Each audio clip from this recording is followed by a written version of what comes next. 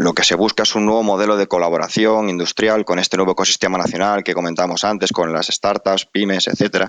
Y nosotros lo que buscamos es ejercer ese efecto tractor que propague a toda la base tecnológica industrial y que haga que todo el sector industrial español, en su sentido más amplio, contribuya a este programa e Indra tenga la oportunidad de ser el que lo traccione. En resumen de todo ello, es una oportunidad. El programa EFCAS es la mejor palanca para nuestro proyecto transformador, que en definitiva pues es una oportunidad que no podemos dejar pasar. Con esta última frase finalizamos el último episodio dedicado al EFCAS, el nombre que recibe el futuro sistema de combate aéreo europeo y cuya piedra angular es el Next Generation Weapon System. Recordemos que en la actual fase del programa se está abordando la selección de arquitecturas, el desarrollo de conceptos y la maduración y demostración de tecnologías. Es decir, se están desarrollando aquellas tecnologías susceptibles de ser incorporadas a la solución final operativa del NGWS. Y esto se está haciendo a través de una estructuración en 7 pilares en los que ahondamos en el anterior episodio de la mano de nuestros expertos. Son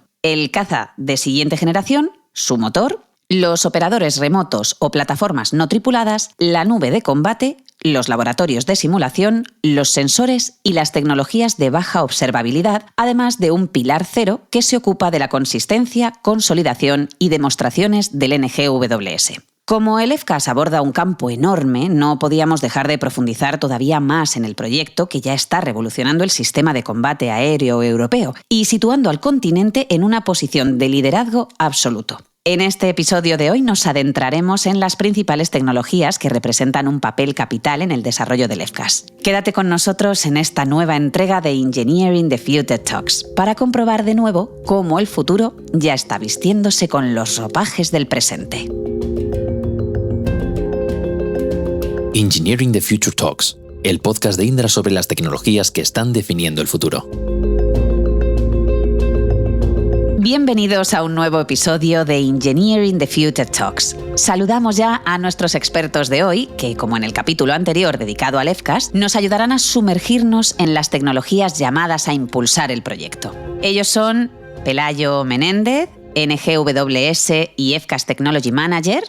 Hola, Pelayo. Hola, Marta, ¿qué tal? ¿Cómo estás? Laura Navarrete, NGWS Service Manager y NGWS y EFCAS Technology Engineer. ¿Qué tal, Laura? Hola, Marta, encantada de estar aquí. Tenemos a Ana Álvarez Mellado, ingeniera en sistemas de radares aeroportados. ¿Qué tal estás, Ana? Hola, ¿qué tal? Encantada. Y por último, Alejandro Serrano, NGWS y EFCAS Combat Cloud Project Manager. ¿Cómo estás, Alejandro? Hola, Marta, muy bien. Encantado de estar aquí de nuevo. Bueno, bienvenidos a todos y muchas gracias por dedicarnos este ratito en el episodio de hoy. Pues vamos, sin más, vamos a adentrarnos en esta segunda parte de EFCAS que grabamos hoy. Alejandro, vamos a comenzar contigo. ¿Cuáles son las tecnologías y los retos asociados que os encontráis en el pilar de la Combat Cloud? Pues bueno, Marta, a ver, como te puedes imaginar, son muchas, entonces por comentar una pequeña selección o algunas pocas o más relevantes que podemos mencionar o que puedan ser de más interés.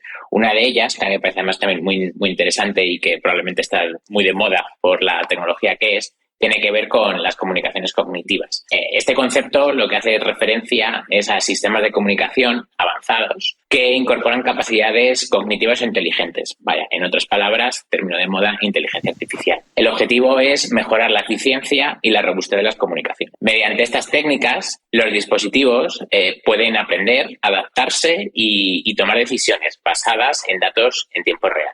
Con esta tecnología, lo que conseguimos es beneficiarnos de una eficiencia en el espectro.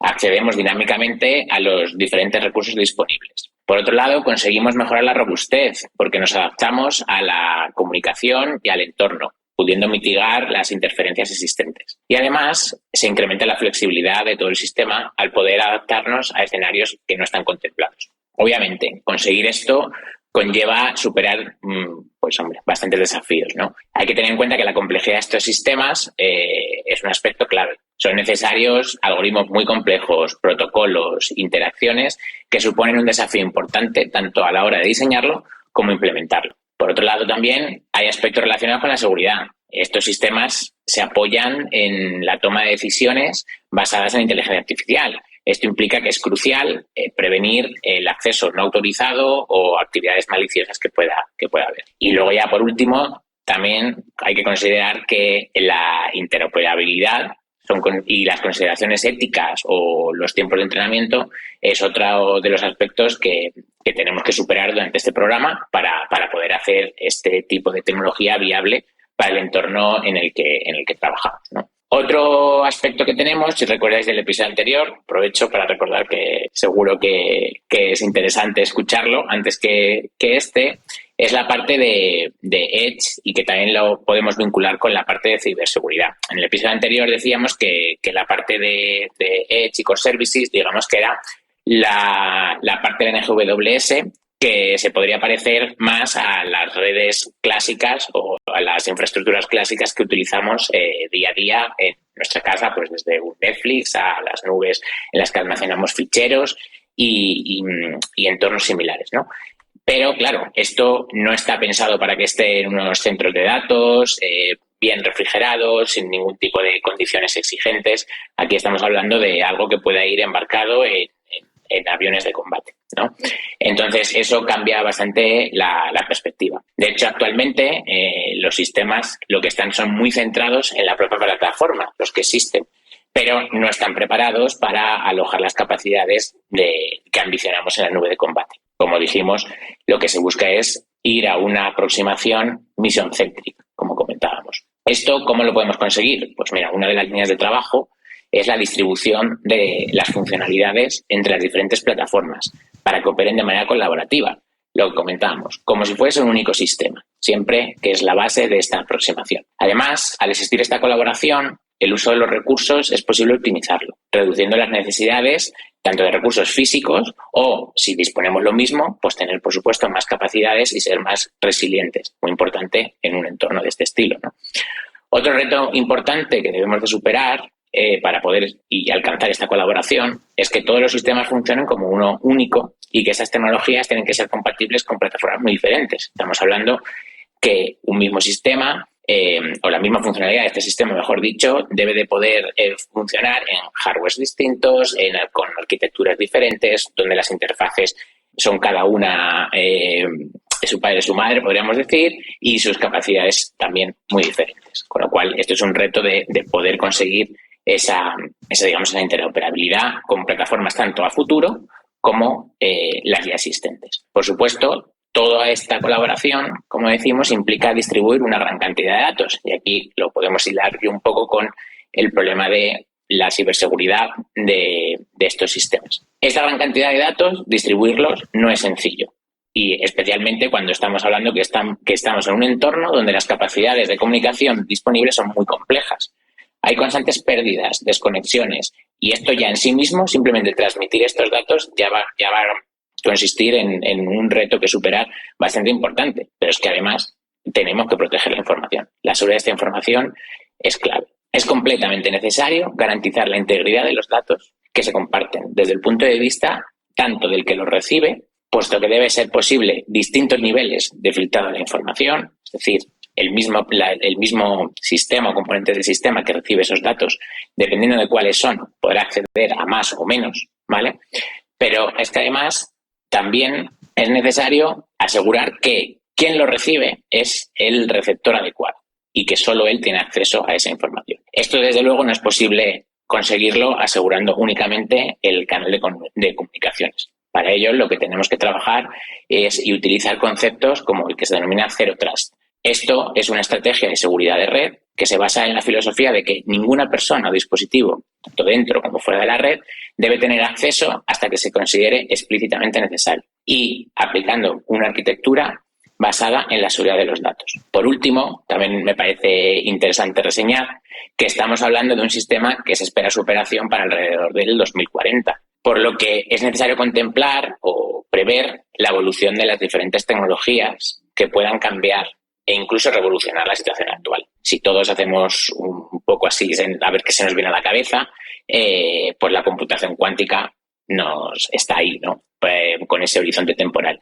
Esta computación cuántica seguro tendrá un impacto muy importante en muchos aspectos, pero, por ejemplo, en el cifrado es uno bastante evidente. ¿Qué quiere decir esto? Pues que todas estas actividades que estamos desarrollando en el programa, especialmente lo relacionado con ciberseguridad o encriptación, ya se está pensando en que exista, cuando esto esté en operación, un mundo, como denominamos, post-cuántico, y que las tecnologías que permitan esta protección sean también efectivas ante este tipo de computadores. Entonces, bueno, este es un pequeño, hay muchas más cosas, me dejo muchos más aspectos, pero bueno, creo que con estas 3 principales podemos un poco dar un pequeño resumen de qué trabajamos dentro de la Compact Cloud, dentro de este programa tan desafiante e interesante para la industria. Bueno, creo que ha sido un gran resumen, Alejandro. Gracias. Ana, en cuanto al pilar de sensores, ¿cuáles son las tecnologías y retos asociados que os encontráis? Bueno, pues yo también, por retomar un poco desde el capítulo anterior,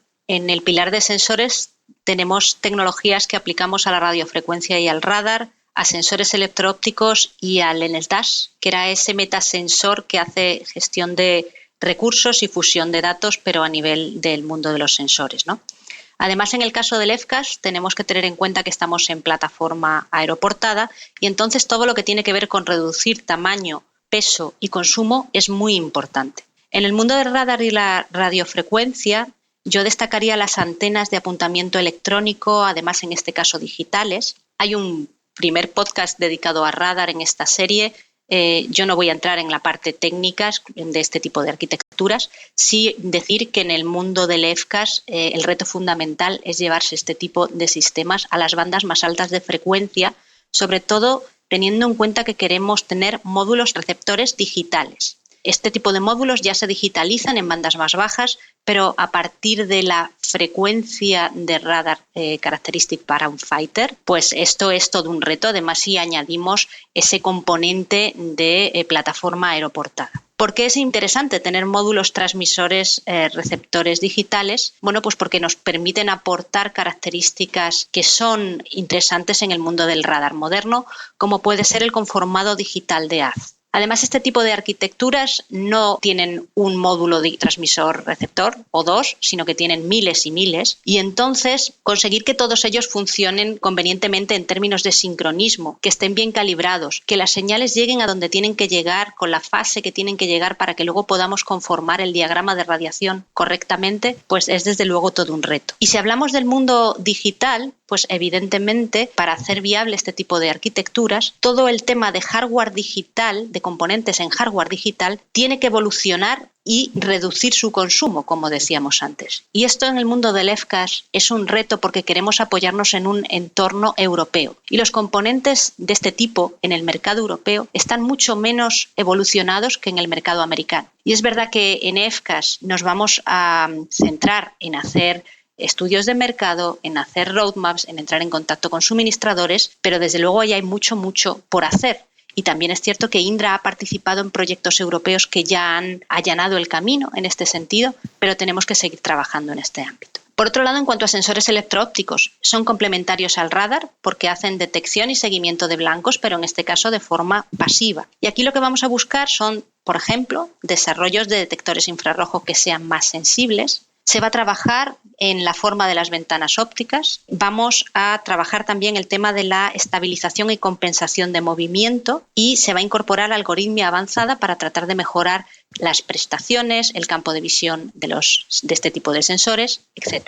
Finalmente, en cuanto al NSDAS, lo mencionaba al principio y también en el podcast anterior, hay 2 tecnologías habilitadoras en este caso. Por un lado, la gestión de recursos, por otro lado, la gestión de datos. Entonces, en cuanto a la gestión de recursos, aquí vamos a buscar algoritmos nuevos que sean más dinámicos, que se adapten rápido al entorno. Se busca optimizar gestión de tiempos para obtener la mejor información posible y también lo más rápido posible. Y se diseñan algoritmos que, como comentaba antes también Alejandro, van a estar en un entorno colaborativo por la propia dinámica de FCAS, con lo cual tenemos que coordinarnos muy bien también con la nube de combate. Y en cuanto a la fusión de datos, pues aquí lo que vamos a buscar es aprovechar la evolución de la tecnología para tratar de hacer esa fusión de datos al nivel más bajo posible, teniendo en cuenta que vamos a fusionar datos de sensores que pueden ser de radiofrecuencia y que pueden ser electro-ópticos, y al ser sensores heterogéneos, esa fusión de datos puede ser más compleja. Se van a intercambiar datos que no solamente son de sensores distintos, sino que también pueden estar en plataformas distintas. Entonces, geolocalización y sincronismo va a ser importante. Y también, un poco relacionado con lo que mencionaba Alejandro, vamos a aplicar en este caso tecnologías de Machine Learning, de búsqueda de patrones, de análisis de datos, porque nos permite tener feedback adaptativo al entorno. Esto nos da mucha potencia y podrían estar también relacionados con el campo de la inteligencia artificial que mencionaba antes Alejandro. Lo que pasa es que en este caso los aplicamos al mundo de los sensores, ¿no? Gracias, Ana. Laura, Pelayo, voy con vosotros. Contadnos cuál es el papel del ITEN0 en todo esto. Pues el papel de ITEN0, Marta, es un poco especial en lo que tiene que ver con las tecnologías, un poco en general. El papel de ITEN0 es especial, es un pilar, como comentábamos en el episodio anterior, que es transversal al resto de pilares, a los de maduración de tecnologías. Y, por ejemplo, una de las actividades que realizamos en el ITEN0, que es un pilar que está focalizado fundamentalmente, aunque no solo, pero fundamentalmente en el producto operacional, es decir, en el producto que entrará en servicio, en el NGWS, que entrará en servicio en el 2040, ¿no? Cada uno, el NGWS, que recordamos está compuesto pues eso, del futuro avión de combate, los futuros operadores remotos, la nube de combate y bueno, todos estos elementos de manera individual y conjuntamente. Entonces, una de las actividades que hacemos en ITEN0 es, en cada uno de esos elementos y también en su conjunto, qué capacidades van a tener los compañeros de análisis operacional, los compañeros de selección de arquitecturas, identifican qué capacidades deberían tener, qué funcionalidades deberían tener, y a partir de ahí, una de las tres que hacemos relativa a tecnologías es identificar qué tecnologías son necesarias para que en 2040 pues este NGWS haga todo lo que queremos que tiene que hacer, que luego a su vez es, como comentaba Alejandro o Ana, esas capacidades colaborativas, funcionalidades también de fusión de datos de los sensores, todas, pues es ese salto que se quiere dar en el NGWS. También la nube de combate y los sensores colaborativos son clave, y este trabajo de identificación y también de priorización de tecnologías para ver cuáles de ellas, en base a ese trabajo que se va haciendo de selección de arquitecturas, cuáles van siendo más prioritarias frente a otras, ¿no? A la vez que se van madurando en los pilares las tecnologías. Entonces es un trabajo que también hacemos aquí. Y otro tema que también merece la pena comentar es que el NGWS es pues eso, el avión de combate, los operadores remotos, la nube de combate, etcétera, pero que eso por sí mismo también debe operar en el futuro entorno, y hay otras tecnologías relacionadas con el soporte en servicio, con el entrenamiento, que también son importantes. Sí, efectivamente. Esto ha sido también una lección aprendida de otros programas en los que no se ha tenido en cuenta en fases tempranas. En el proyecto NGWS se ha identificado que es necesario también hacer un análisis en esta fase conceptual del proyecto de cuál es esa arquitectura de servicios que el NGWS va a requerir una vez entre en servicio en 2040, ¿no? Entonces, a día de hoy se está empezando también a evaluar esa arquitectura para el servicio, de manera que el NGWS, el diseño del NGWS, tenga en cuenta también en el diseño todos aquellos aspectos relativos a su futuro mantenimiento o a su futuro entrenamiento en el uso de ese NGWS, ¿no? De manera que se pueda entrenar no solamente al piloto de caza, sino también a los operadores de esos remote carriers o de la nube de combate. Entonces, también de la misma manera que se está haciendo para la definición del producto operacional NGWS, se está analizando esa arquitectura de soporte en servicio y entrenamiento, de manera que también podamos identificar esas tecnologías críticas que el NGWS pues requiere que se desarrollen en los próximos años y se prioricen también de manera que puedan ir entrando gradualmente en las diferentes etapas del soporte en servicio. Por poner algunos ejemplos, pues algunas de esas tecnologías pues son las de técnicas de inspección avanzada, inteligencia artificial aplicada al mantenimiento predictivo y realidad virtual y aumentada que se puede aplicar en muchos ámbitos. Y un tema quizá también, Laura, que merezca la pena comentar es el tema de la interoperabilidad, ¿no? Que el NGWS operará en el futuro con otros elementos, otros aviones, otros drones, otros elementos de los ejércitos del aire del futuro, de las diferentes naciones que lo operen. Entonces, esa interoperabilidad con los elementos que ya existen a día de hoy, pero que operarán en el futuro, pues es muy importante, y también se tiene en cuenta pues esa interoperabilidad de las tecnologías, que es clave, ¿no?